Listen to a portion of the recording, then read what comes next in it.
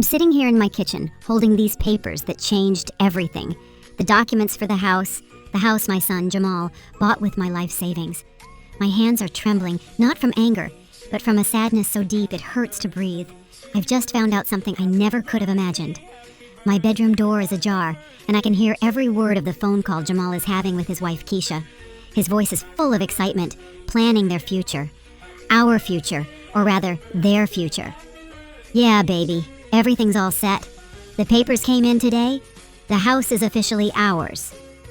I hear him laugh, that same laugh that used to fill me with such joy when he was a boy. Your mama is going to be so happy to live with us. Finally, Miss Cynthia will have her own room with a view of the garden, just like she always wanted. My heart stops. Miss Cynthia, his mother-in-law, Keisha's mother, is going to live in the house I paid for. The house where I thought I'd have my place, my space, my family. And me, Jamal? I whisper out loud, knowing he can't hear me. I continue to listen. Nah, baby, we already talked about this. My mom's fine in her apartment. Besides, you know how she is. She always finds something to fuss about. It's better this way, more peaceful for everyone. Us, the kids, and your mom. A real family. A real family. The words stab my chest like ice-cold needles. I, who sacrificed my entire life savings, who sold my mother's jewelry, who mortgaged my financial peace of mind so he could have this house. I'm not part of their real family. I close my eyes and memories crash over me like waves. It was 6 months ago when Jamal came to my place with that sad puppy dog face he always puts on when he needs something. He sat exactly where his phone is now, at this kitchen table, and explained his dream. Mama, I found the perfect house. It's everything Keisha and I ever dreamed of. 3 bedrooms, a yard for the kids, and a nice neighborhood, but I need your help. I just need $20,000 for the down payment. I promise I'll pay you back in 2 years, Mama. And of course, you'll always have a place with us. You'll always have a place with us. Those were his exact words. I remember them because I wrote them down that night in my journal. I was so excited I couldn't sleep. Finally, after years of feeling like a visitor in my son's life, I'd have a place. A home where I could grow old, surrounded by the laughter of my grandchildren, family dinners, and warm holiday gatherings. Jamal, baby, did you tell your mom about the plans yet? Keisha's voice cuts through the phone like a knife. What plans, baby?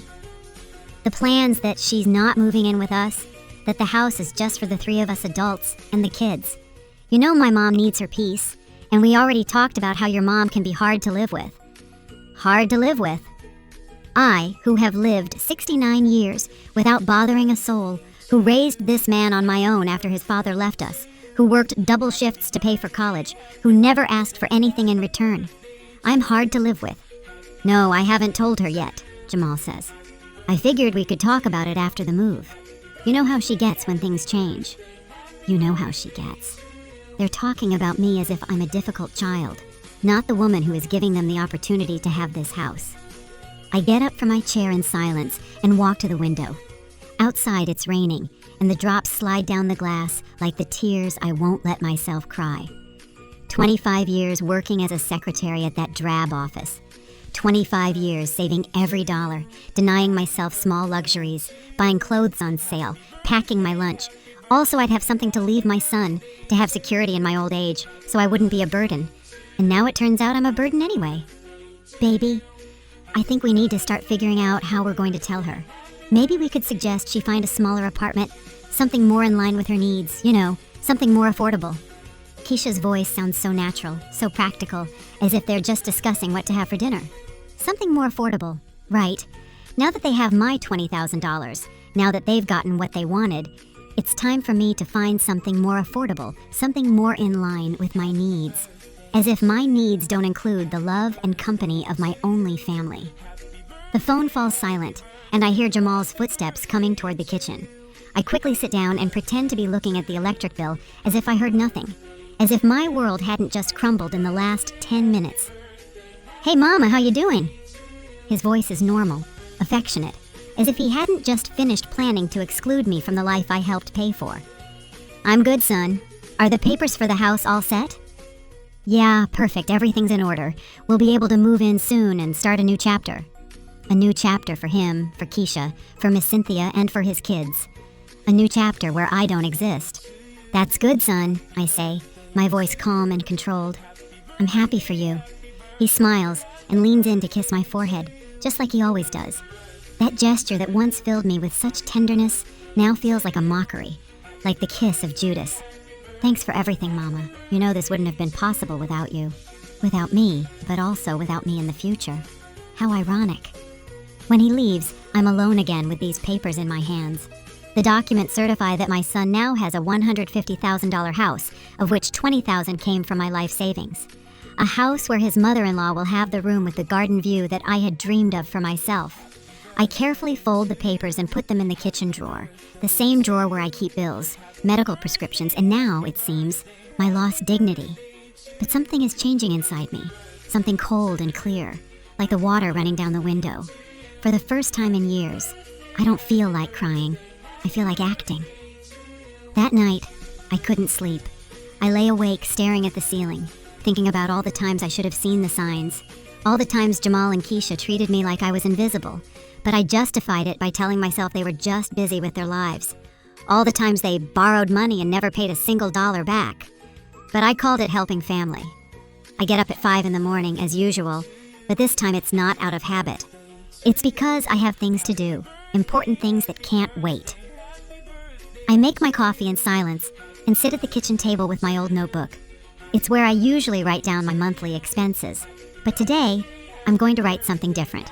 I'm going to make a list of all the money I've given Jamal over the last 5 years. Every loan, every little bit of help, every emergency that was never repaid. The list grows and grows. $2,000 for the used car, $800 to fix the transmission, $10,000 for the kids' school uniforms and supplies, $700 for Keisha's dentist, $3,000 to cover credit card debt, $500 here, $300 there, and now the $20,000 for the house. The total makes me dizzy. $48,300 in 5 years. $48,000 that I saved working since I was 18, refusing vacations, buying the cheapest brand at the grocery store, using the same purse for a decade. $48,000. What for? For obligatory Sunday visits where I sit in a corner while they talk about their lives? For grandchildren who barely know me because Grandma Dolores is so boring? For being excluded from birthdays, graduations, and family dinners because we don't want to inconvenience you, Mama. We know you don't like to go out. I close the notebook and walk to my bedroom. I open the closet and pull out the shoebox where I keep all my important documents. Birth certificates, my will, insurance policies, bank statements, everything that certifies my legal and financial existence. I wrote my will 3 years ago when I turned 66. In it, Jamal inherits everything. My apartment, my savings, my life insurance, even my grandmother's jewelry stored in the safety deposit box at the bank. Everything for him, because he's my only son, my only family, my reason for living. How naive I was. It's 7 in the morning when my phone rings. It's Jamal. "Hey, Mama, how you doing this morning?" "I'm doing good, son," I say, my voice sounding normal, but inside it feels like another person is speaking. "You need something?" "Well, yeah, Keisha and I were talking last night, and we were wondering if you could help us out with a little something. You know, with the move, there are some extra expenses we didn't account for." More money. It's always more money. "How much do you need?" "Just $3,000, Mama. For the movers, some furniture we need, paint for the rooms, you know, just to get the house perfect for when we move in next week." Next week? He's moving next week. And he hadn't even told me when. He hadn't even invited me to see the house I paid for. "Jamal, can I ask you something?" "Sure, Mama. Anything you want." "When do I get to see the house?" Silence. A silence so long that for a moment, I think the call dropped. Well, Mama, the house is still getting some minor work done. When everything's ready, we'll take you over there to see it. You don't want to see it all messy, do you?" "And when am I going to move in with you?" Another, even longer silence. "Mama, about that, Keisha and I have been talking, and we think maybe it'd be better for you to stay in your apartment for now. You know, until we see how we adjust to the new house. The kids are going to be nervous with the change, and Keisha is stressed with her new job." "Her new job?" "Yeah, I didn't tell you? She got a position at an accounting firm. They're going to pay her real good. Almost $2,000 a month. $2,000 a month. Keisha is now making $2,000 a month, but they still need my $3,000 for the move. My $3,000 that I'd have to take out of my savings, which I've been living on with a $700 a month pension." "Jamal," I say again, "I need to think about the $3,000. "Think about it, Mama? You've never had to think before when I asked for help? Is everything okay? No, son. Nothing is okay. Nothing has been okay for years, but I was too blinded by love to see it. Everything's fine, son. I just need to check my accounts. I'll call you in a few days. In a few days? But Mama, we need the money by tomorrow. The movers want a 50% deposit, and I'll call you in a few days, Jamal. I hang up the phone before he can respond. My hands are trembling, but not from fear. It's something different. It's determination. I walk to my old computer, the one Jamal helped me set up 2 years ago so I wouldn't feel so lonely, Mama. I turn it on and wait patiently for it to load. I'm not great with technology, but I know the basics. I know how to log into my online bank account. There's my savings. After giving him the $20,000 for the house, I have exactly $2,300 left. $300 between me and total destitution. Between me and depending completely on a son who plans to exclude me from his life as soon as he's settled into his new house. I pick up my phone and dial the bank's number. Good morning, National Bank. How can I help you? Good morning.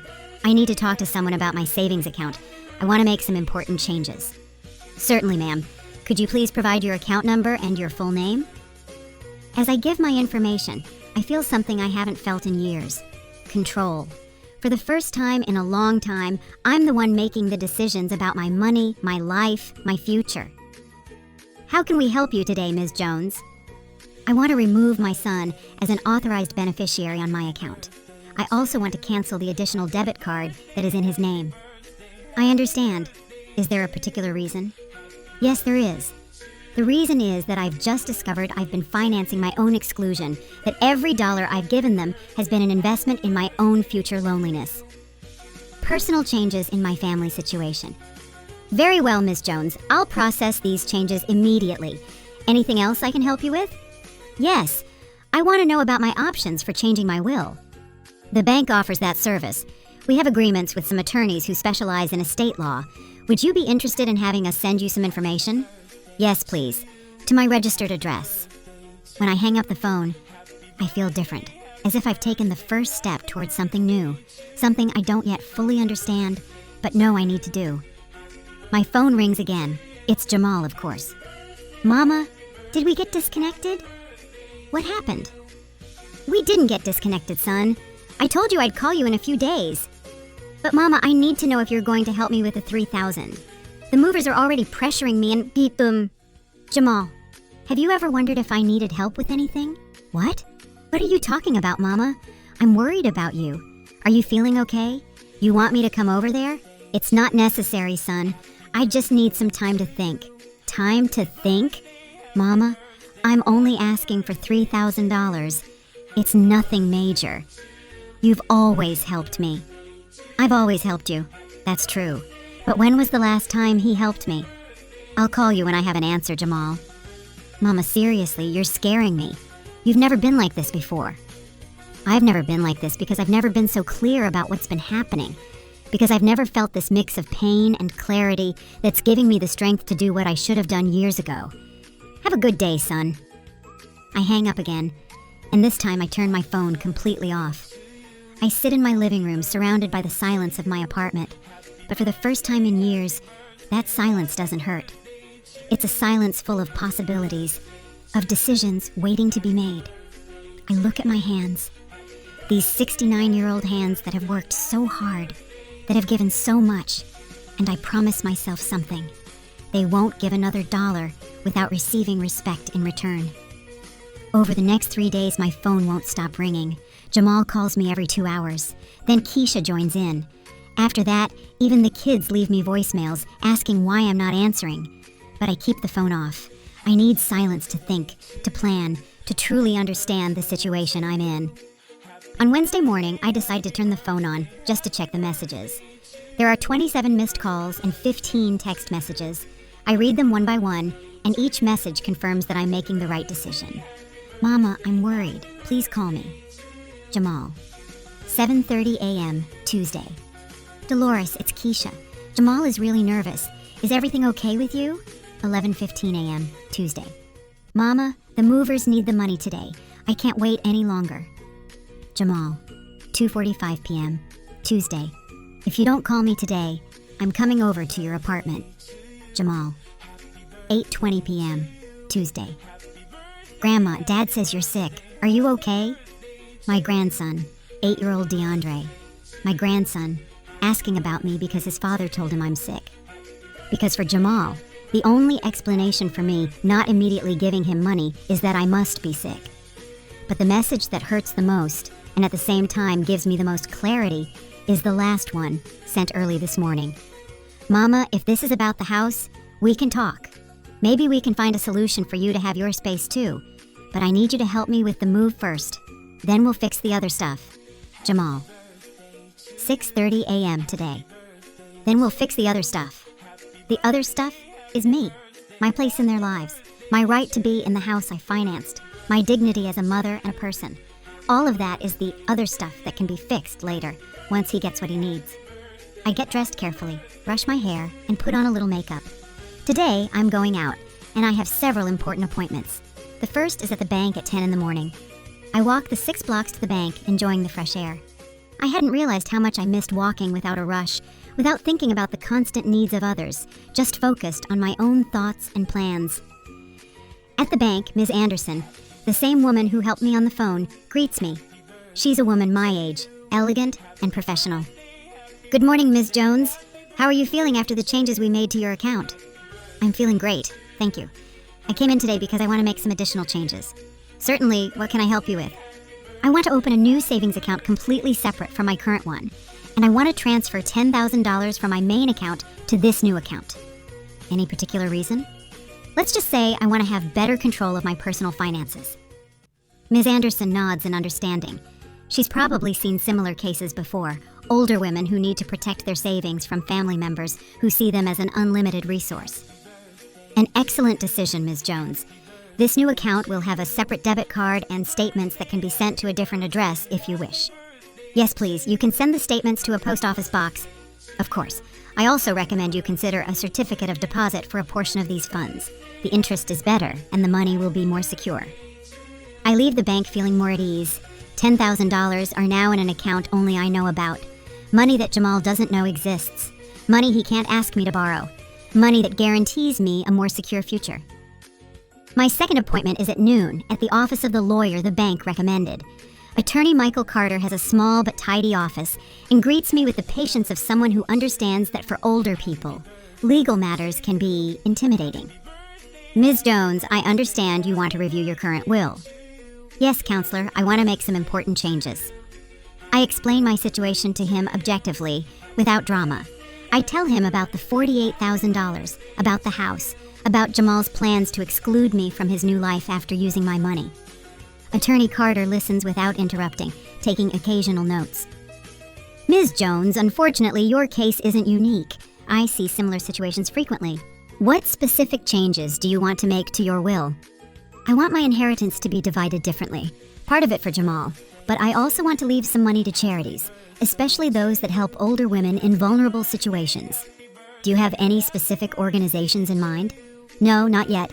Could you help me research some options? Of course. I also suggest we consider setting some conditions for your son's inheritance. What kind of conditions? For example, that he can only receive his portion if he fulfills certain commitments to you while you're alive. Medical care, regular visits, inclusion in important family decisions. The idea is intriguing, but also sad. Is this how family relationships have to work? With legal contracts that force children to love and respect their parents? Let me think about it, counselor. Of course. In the meantime, I'll prepare a draft with some basic changes. Does next week work for you to meet again? When I leave the lawyer's office, it's 2 in the afternoon, and I'm hungry. But instead of going home to make a sandwich, as I always do, I decide to do something different. I walk into a small diner and sit at a table by the window. I hadn't eaten alone at a restaurant in years. Whenever I went out to eat, it was with Jamal and his family, and I was always the one who paid.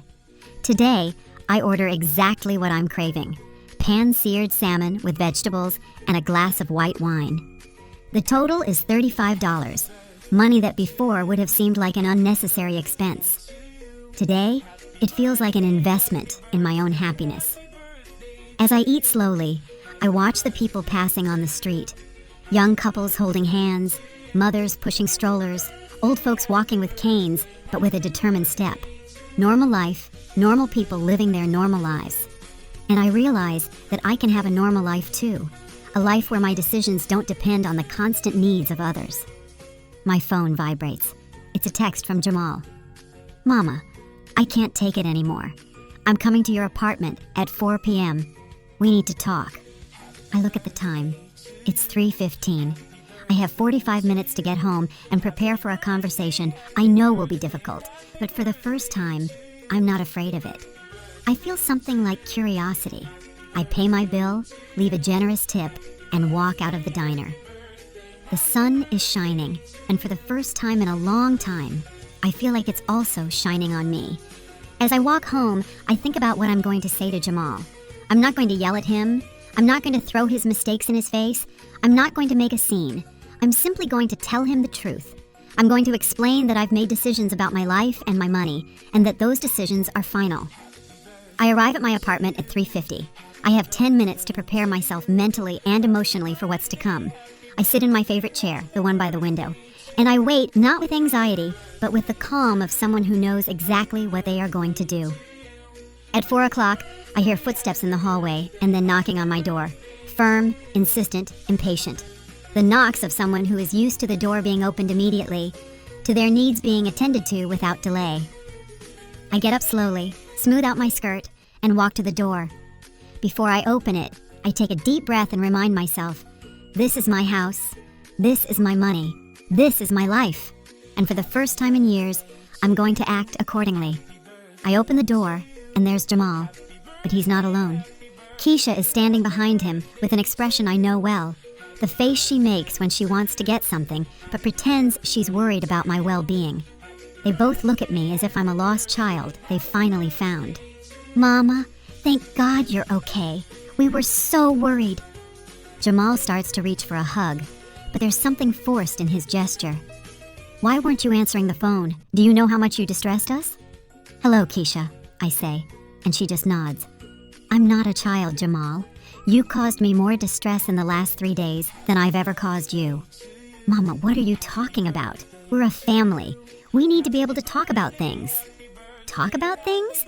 You talked about me, but not with me. You talked about how I'm hard to live with, how you were going to put me in a more affordable apartment, all while using the money I gave you for your real family.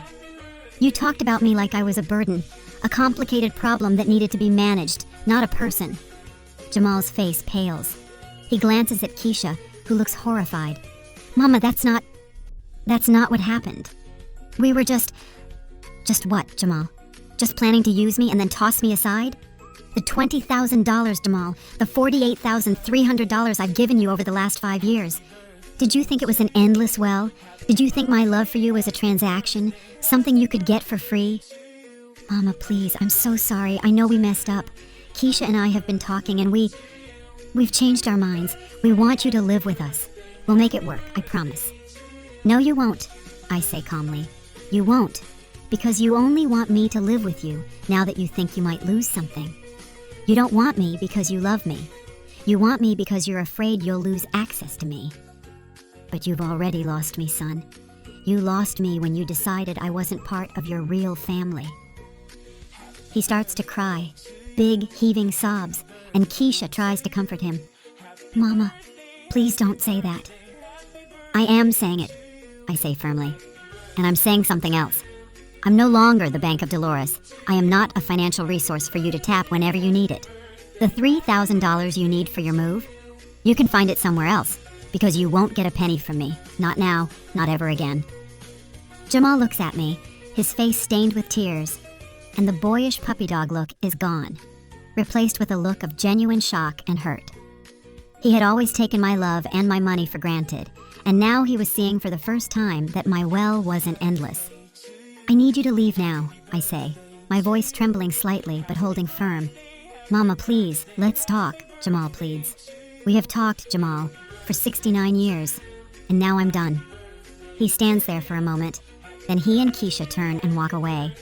I close the door and lean against it, my legs weak. I'm exhausted, but I've never felt more alive. I walk over to my chair and sit down. I've been so focused on others for so long that I didn't even know what I needed for myself. I gave and gave and gave, and I forgave you for treating me badly, and I forgave me for letting you treat me badly. So why do I still feel like there's a distance between us? Because forgiveness doesn't erase consequences. Because trust is built with actions, not with words. When they're gone, I stand by the window for a long time. I don't know if Jamal will really change. I don't know if he'll manage to go a whole year without asking me for money. I don't know if we'll ever be able to build a real relationship. But I do know one thing. I'm no longer afraid to be alone. I'm no longer afraid to say no. I'm no longer afraid to stand up for my own dignity. I pick up my phone and dial Leonida's number. Hey girl, how was your day? It was interesting. Jamal came to visit me. And how was it? Different. Maybe there's hope after all. I'm glad. What are your plans for this afternoon? I was thinking of going to the park, maybe sitting and reading under that big tree I like. Want some company? I would love it. As I get ready to go out, I look in the hallway mirror. I see a 69-year-old woman who learned too late that her own worth is not measured by what she can give to others. A woman who found the courage to claim her life back. And for the first time in a very, very long time, I smile.